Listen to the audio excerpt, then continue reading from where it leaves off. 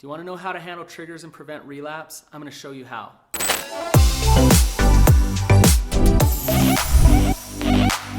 I've been an addiction recovery specialist for over 15 years, and I've seen a lot of people relapse, but I've also seen a lot of people beat triggers and avoid relapse. It's absolutely possible, but you need some tools, and I'm going to give those tools to you. All right, you guys, in order to understand how to beat triggers and not relapse, it's important for you to understand your brain. Now, I'm not like a nerdy scientific guy, and I won't bore you too much, but it's important to just understand a little bit of these parts of your brain so that you can understand what to do when you feel triggered. There's two parts of your brain that I want you to understand. First off, there's your limbic system, and that's your reptilian brain. So that's the part of our brain that is like a reptile's brain.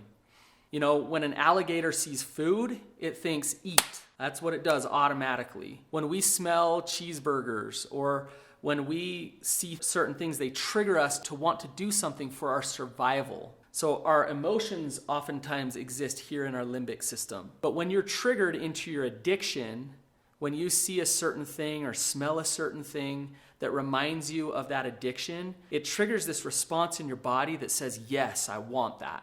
That is good. Now, there's a problem with that because you might want it, but you might not want the consequences of what it gives you. But your reptilian brain is going to say, you know what? Do it anyways. There's good news, you guys. We have what's called our mammalian brain. What do you know? We're not reptiles. So there's this prefrontal cortex. There's this part of our brain that can actually take in some rationale and some logic and decide how we want to respond to things despite the stimulus. This prefrontal cortex creates this space between stimulus and response where we have power to choose our behaviors. So as much as we may want to go do that thing, we can say, you know what, I desire that, but I'm not going to do it because I don't want the consequences. Relapse prevention has everything to do with getting out of your limbic system and moving that trigger into your prefrontal cortex. What that is called is mindfulness. When you get mindful and you're aware of that trigger and you step into it, you're able to create that space between that stimulus and response. The addiction cycle is helpful to understand. So there's a trigger that comes. Anything can be a trigger. It could be a fight with your spouse. It could be a smell. It could be something that you saw.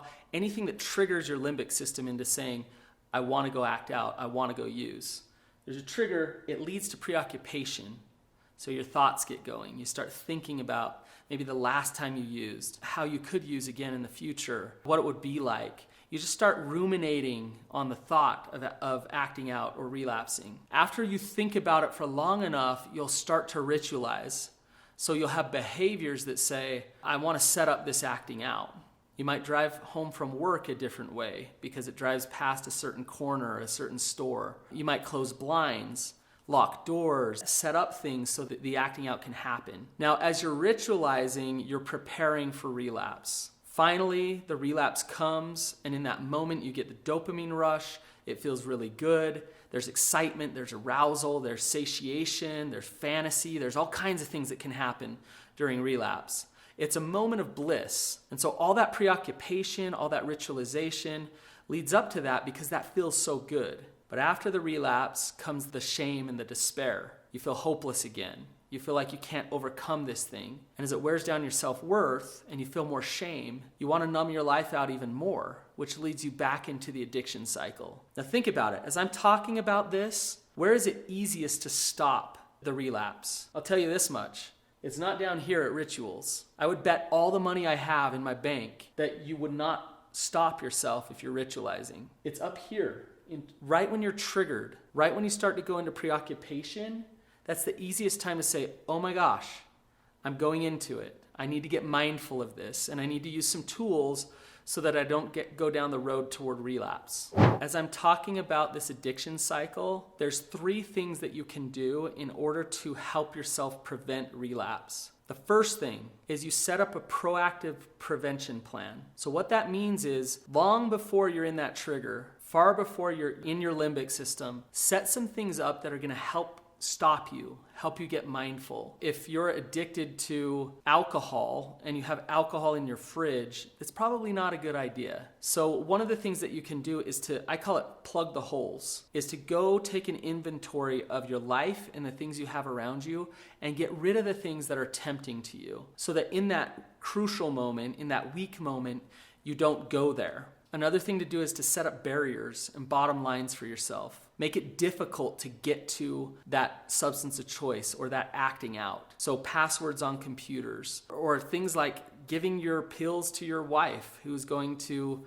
give you your medication when you need it rather than you administering it to yourself. Those type of things set up barriers to make it more difficult for you to act out. Bottom lines, those are hard black and white boundaries that you set for yourself that you do not break no matter what. So for example, let's say I have a problem going to the strip club. I'm addicted to sex and pornography and I go to the strip club. My bottom line might be I never drive down that street because on that street is a strip club. I never go down there. Even if I'm triggered or not, that's my boundary. I set my boundary around my danger zones. These are some things that you can set up long before you're triggered. This is called a proactive prevention plan. Next are tools to win in the crucial moment. When you are triggered, what can you do? Now that I could go on and on with this, but I'm just going to give you a couple. One tool I call is your stop mantra. And what that is saying stop to yourself out loud. Stop. And quickly insert a statement of truth. Something like, I am loved, or I am powerful. And the reason you're doing that is because when you're triggered, your denial is going to start to set in. You're going to start trying to fool yourself. So a little bit of truth right there is helpful. Stop, I am loved. Once you do that, have 5 things listed that you're going to go through in order to get rid of that trigger. And these things need to increase in intensity. So the first thing might be that you breathe for a minute and focus on your breath. The second thing might be that you need to walk 2 blocks. You just need to get out of the situation and go for a walk. The third thing is that you call a friend or you call a sponsor. You reach out and call somebody. The fourth thing is maybe you go to your journal and list out all of the consequences of acting out and why you don't want to do it. And the fifth thing might be that you read a letter that you've written to yourself that motivates you to get grounded again. Now, as you go through these things, the chances of your acting out are much, much less. But if you don't practice these tools, they won't work in that crucial moment. Your addiction will win. So you have to have them right there on hand. You have to know exactly what you're going to do if you're triggered so that you can overcome that trigger and not relapse. Now, I could go on and on with relapse prevention tools. There are all kinds of tools to help you get mindful, to stop your brain, so that you have control over your brain and your brain doesn't have control over you. The whole point is for you to get to your mammalian brain so that you have that control. So the last thing, the first 2 things are the proactive prevention plan, winning in the crucial moment, and the last thing is a post-relapse bounce back plan. And why that's important is because one relapse will lead to another. It's important that you know exactly what you're going to do once relapse has happened. How are you going to get honest? How are you going to have compassion for yourself?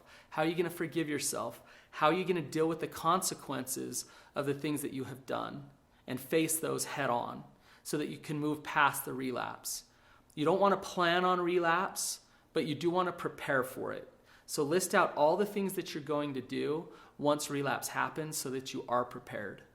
Hey guys, if you found this video helpful, then a video that might also be helpful for you is my video, How to Know If You're a Sex Addict. I'll see you next time.